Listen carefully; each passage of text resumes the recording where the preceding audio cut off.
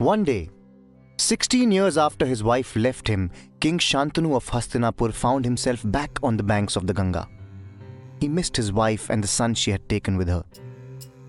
Shantanu's sadness was interrupted by the sounds of fighting. He found that a young archer had tamed the mighty river Ganga with a barrage of arrows. Shantanu had never seen such skill or such daring. Then Ganga appeared to him. Shantanu's happiness knew no bounds when he was told that this radiant young man was none other than his own long-lost son. His name was Devavrat. Before Ganga left them, she told Shantanu that Devavrat had been taught the art of war by the warrior sage Parshuram himself, and it was sage Vashishth who had taught him knowledge of the Shastras. A happy Shantanu brought back to his kingdom its new prince. The people of Hastinapur could not be happier. They loved their future king. Time passed, as it always does. Before long, Shantanu was in love again. He lost his heart to a fisherman's daughter by the name of Satyavati and asked her to marry him. But Satyavati refused Shantanu, even though he was a king. It was her father's belief that even if Satyavati became Shantanu's queen, her children would never be kings. They would always remain secondary to Prince Devavrat's children. There was nothing to be done. Shantanu could not deprive his son Devavrat of his birthright. So he returned home alone, his heart broken once again. Back at the palace, his unhappiness was all too visible. He stopped meeting people and attending to his kingly duties. Prince Devavrat noticed this. He could not allow his father to suffer in this manner. Devavrat decided to take matters into his own hands. He decided to go reason with the fisherman and his daughter himself.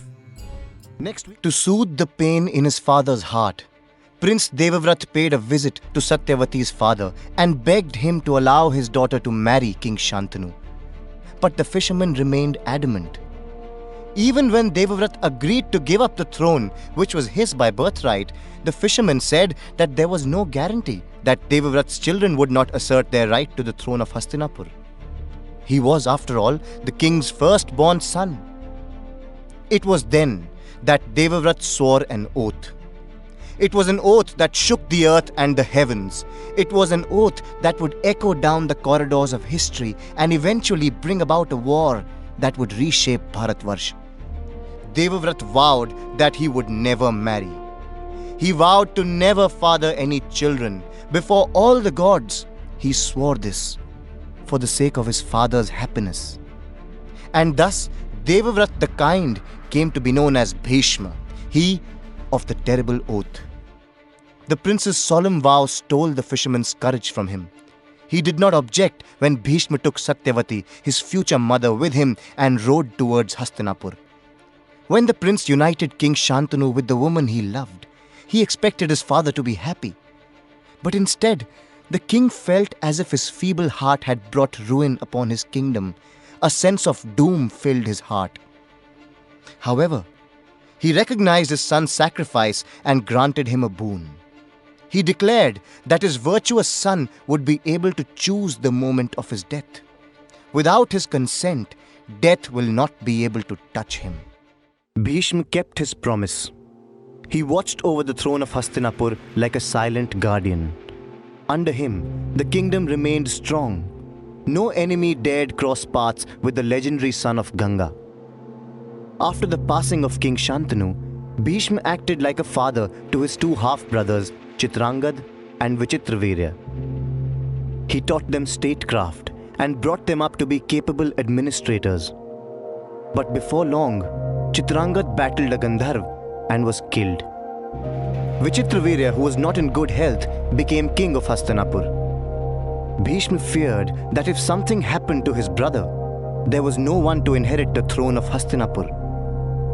Bhishma decided to get his brother a wife, and soon.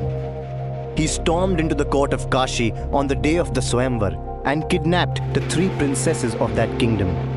They were called Amba, Ambika, and Ambalika.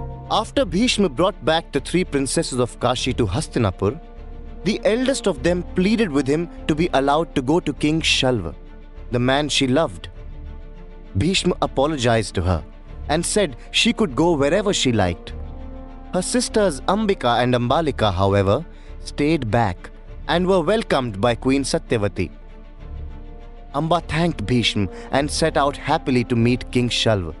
She was sure that her beloved will welcome her with open arms and they would live happily ever after. But when she reached Shalva's court, she was met by rejection. King Shalva told her that he could not accept her as she had been taken by another man. He said that to do so would mean humiliation for him and advised her to go back to Bhishma and beg him to marry her. As far as Shalva was concerned, Amba belonged to Bhishma.